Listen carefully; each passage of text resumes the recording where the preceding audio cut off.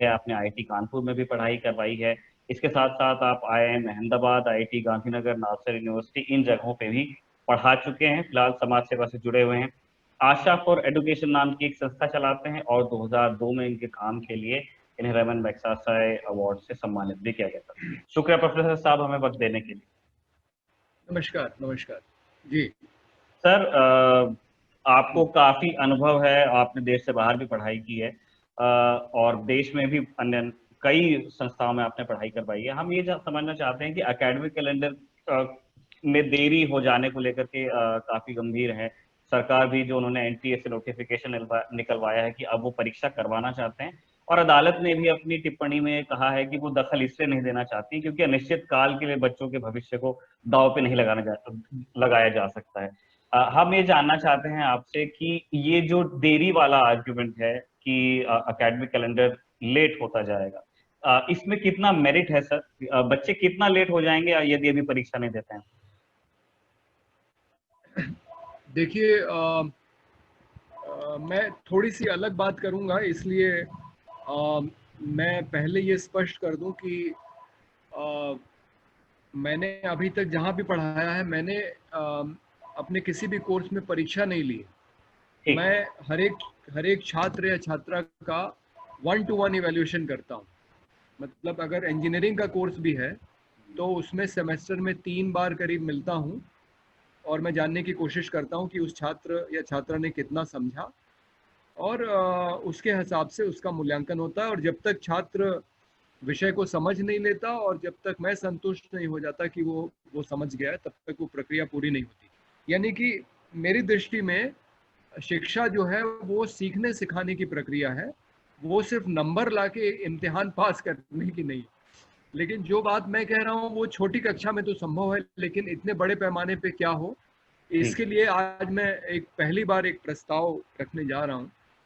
वैसे मैं आपको ये बता दूं कि मेरी जो 2 मित्रों से बात हुई, एक आईआईटी कानपुर में पढ़ाते हैं, एक आईआईटी दिल्ली में पढ़ाती हैं, और एक आईआईटी बम्बई में भी पढ़ाते हैं, उनसे भी बात हुई। तो मुझे जो अलग अलग राय मिली है, पहले मैं वो रख देता हूँ, फिर मैं अपनी बात रखता जी हाँ, हूँ। तो प्लीज। आईआईटी कानपुर वाले जो हमारे मित्र हैं, उनका कहना है कि भाई 2 राउंड परीक्षा की जरूरत तो बिल्कुल नहीं है, मेंस और एडवांस्ड। आपको अगर लेना भी है परीक्षा तो आप एक बार में लेके आप उसको निपटा दीजिए और जो भी चयन करना है कर लीजिए। और जो मेरी आईआईटी दिल्ली में मित्र हैं, उनका कहना है कि भाई परीक्षा तो लेनी नहीं चाहिए क्योंकि खतरा बहुत है कोरोना का, और इसको जो है टाल ही देना ठीक रहेगा। और जो आईआईटी बम्बई के मेरे दोस्त हैं, वो उनका एक सुझाव है कि किसी प्रोफेसर ने एक आर्टिकल लिखा है कि इस बार आप परीक्षा मत लीजिए, आप स्थानीय स्तर पे बच्चों का दाखिला किसी न किसी कॉलेज में करा लीजिए।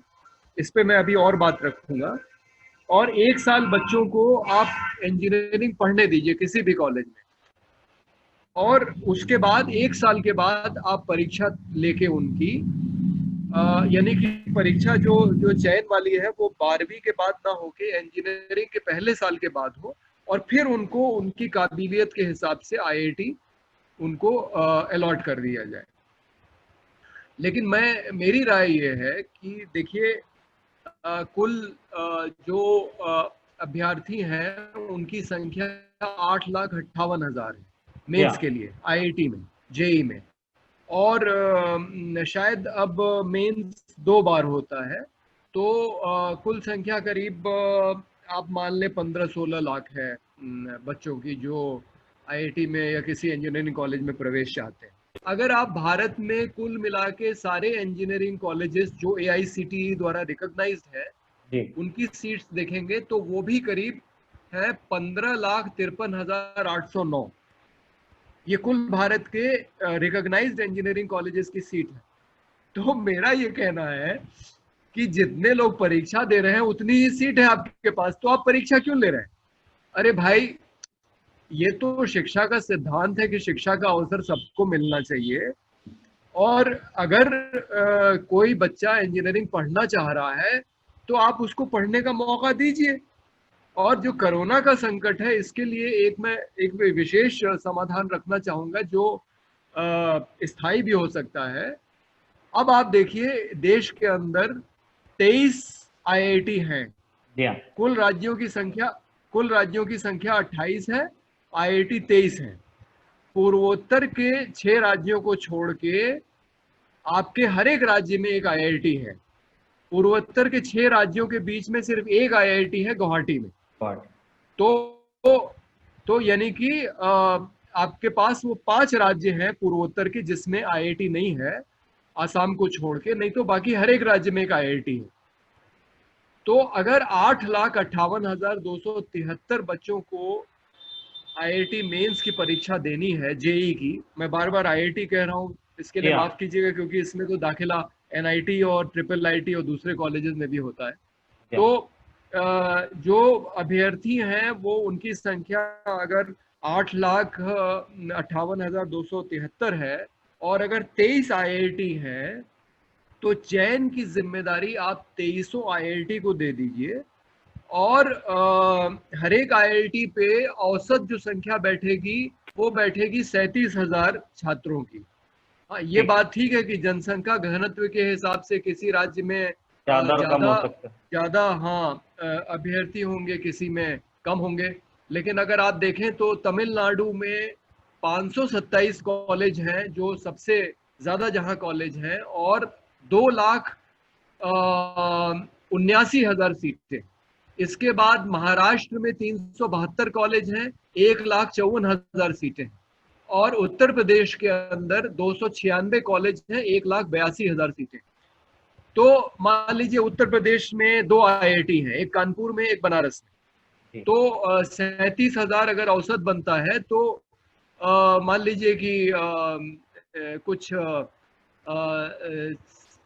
आपके 80,000 से कम बच्चे हुए, सीटें जी 1,42,000 है। तो उत्तर प्रदेश का जनसंख्या घनत्व ज्यादा है तो यहाँ ज्यादा बच्चे होंगे। तो आप उत्तर प्रदेश के 2 आईआईटी मिलके, कानपुर और बनारस, ये मिलके यहाँ की 1,42,972 सीटों पे बच्चों का परीक्षा चयन करवा। कर लें।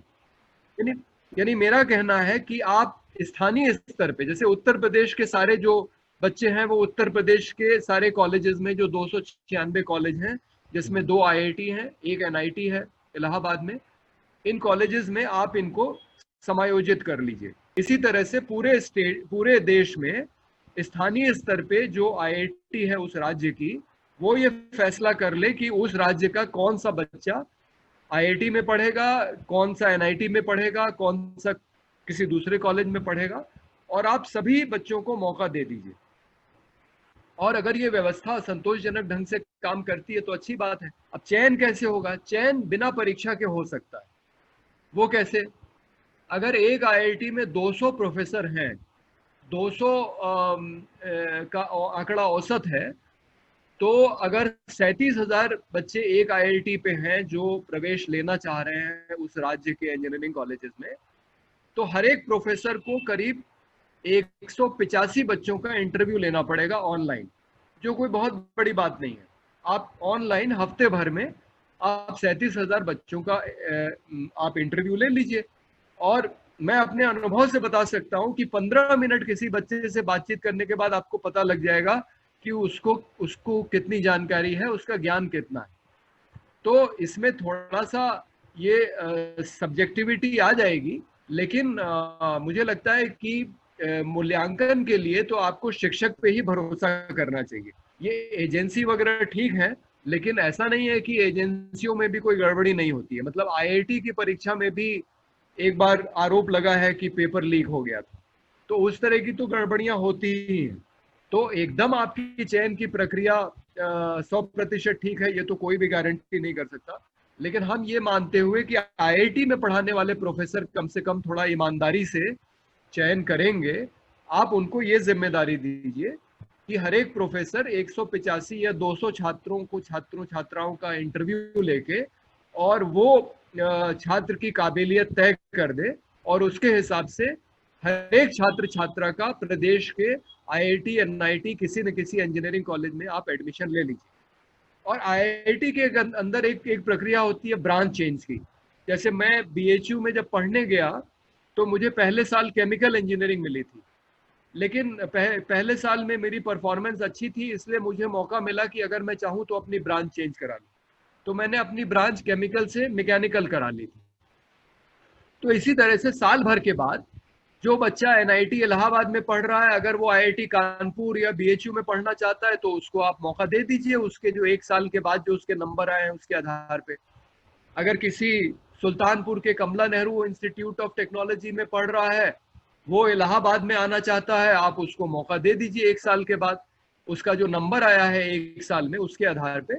तो मेरे हिसाब से बिना परीक्षा लिए आप जितने बच्चे हैं उनका आप इंजीनियरिंग कॉलेज में आप भर्ती करा सकते हैं। और सैद्धांतिक रूप से मैं मानता हूं कि कोई बच्चा अगर पढ़ना चाहता है तो उसको मौका मिलना चाहिए। उसको परीक्षा लेके अस्वीकार करना ये सैद्धांतिक रूप से सही नहीं है। अब इसमें एक तर्क ये आएगा कि बहुत सारे अपात्र लोग पहुंच जाएंगे इंजीनियरिंग पढ़ने, लेकिन मैं आपको ये भी बता दूं कि जो सबसे होनहार छात्र हैं, जो मतलब जेई में बहुत ऊंची ऊंची रैंक लेके आते हैं, वो भी इंजीनियरिंग पढ़ने के बाद कोई इंजीनियरिंग का काम नहीं करते हैं आगे जाके। कोई आईआईएम में पढ़ने चला जाता है, मैनेजर बन जाता है। अब मेरा ही हाल देखिए कि मैं इंजीनियरिंग में पीएचडी करके मैं समाज सेवा कर रहा हूँ। हाँ, तो आज पहले लोग मैनेजमेंट में चले जाते थे या किसी दूसरी जगह चले जाते थे, लेकिन आजकल का ट्रेंड ये है कि लोग फाइनेंशियल कंपनीज में जा रहे हैं। अब आईआईटी कानपुर का मेरा दोस्त बताता है कि जो पढ़ने बच्चे आ रहे हैं उनकी इंजीनियरिंग में रुचि ही नहीं है। मतलब मैं मेधावी और होनहार छात्रों की बात कर रहा हूँ जो जेई क्लियर करके आ रहे हैं।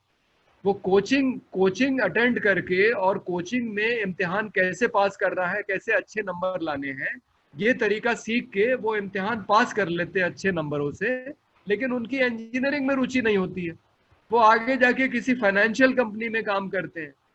तो ये समस्या दोनों छोर पे है। मतलब आपको अपात्र छात्र भी शायद मिलेंगे जो बहुत काबिल नहीं होंगे, लेकिन अगर बहुत काबिल भी होगा, अगर उसकी इंजीनियरिंग में रुचि नहीं है तो इसका क्या मतलब है।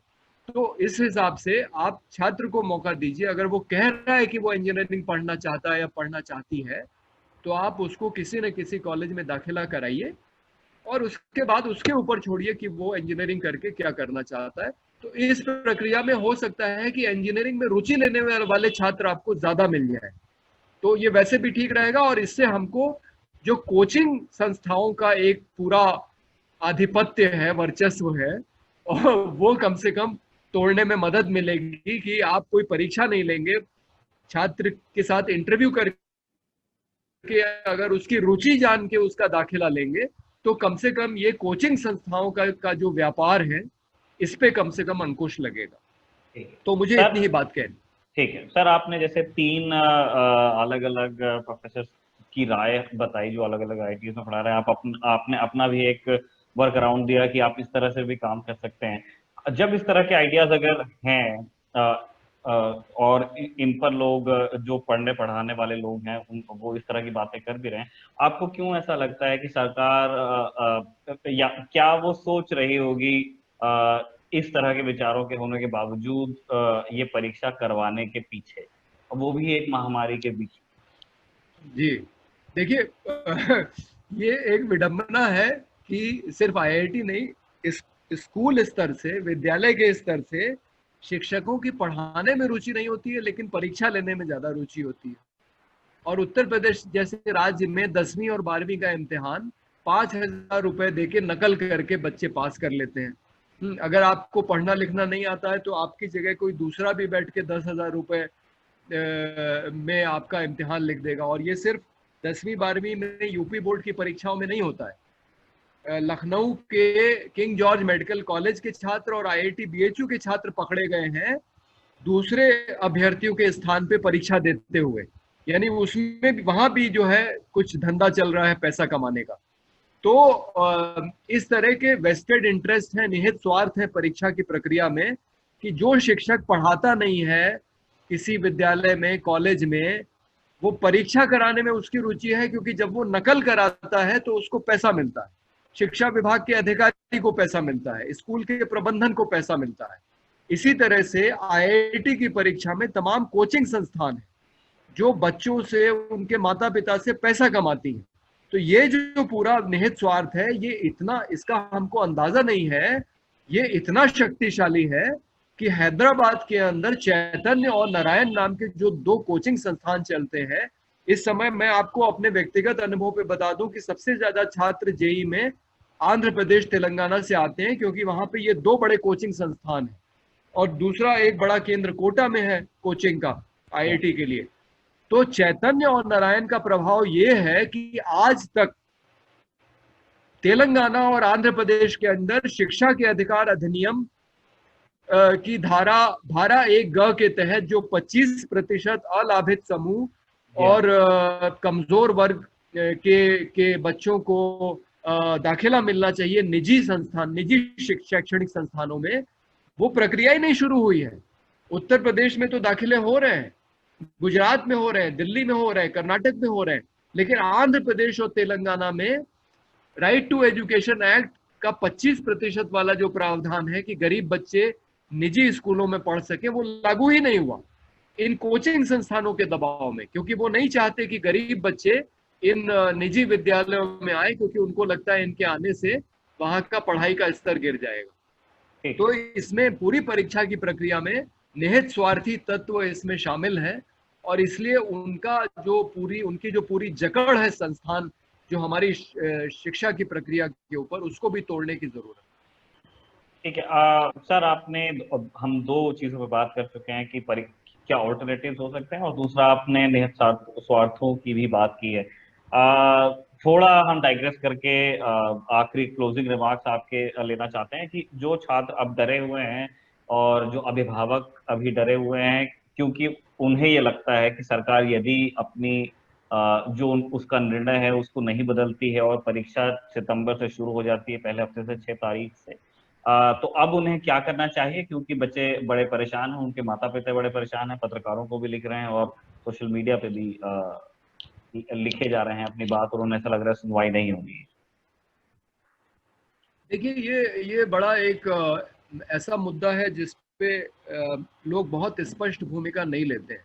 हमारे आईआईटी कानपुर के एक दूसरे मित्र ने ये कहा कि आज जितने लोग हल्ला मचा रहे हैं कि परीक्षा आगे बढ़ाओ क्योंकि अभी कोरोना का संकट है, अगर यही परीक्षा स्थगित कर दी जाती है तो आपको उतने ही लोग मिल जाएंगे जो कहेंगे कि हमारे कैरियर का नुकसान हो रहा है, इसलिए आप परीक्षा, वो भी एक बात है, मतलब वो भी एक राय है ही।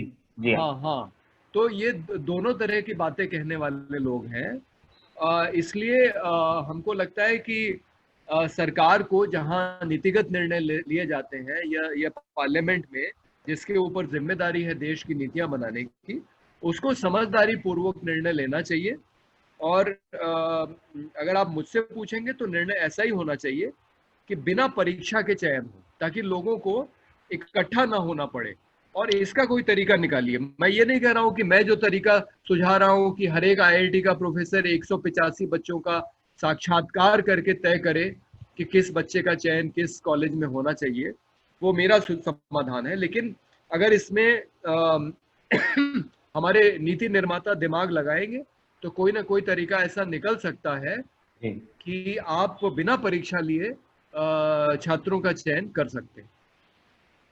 ठीक है, बहुत बहुत शुक्रिया प्रोफेसर साहब, हमें वक्त देने के लिए। आपने बहुत आसान भाषा में अपनी पूरी बात रखी, बहुत लूसिड तरीके से समझाने की कोशिश की जो आपके आर्गुमेंट्स थे। ऐसा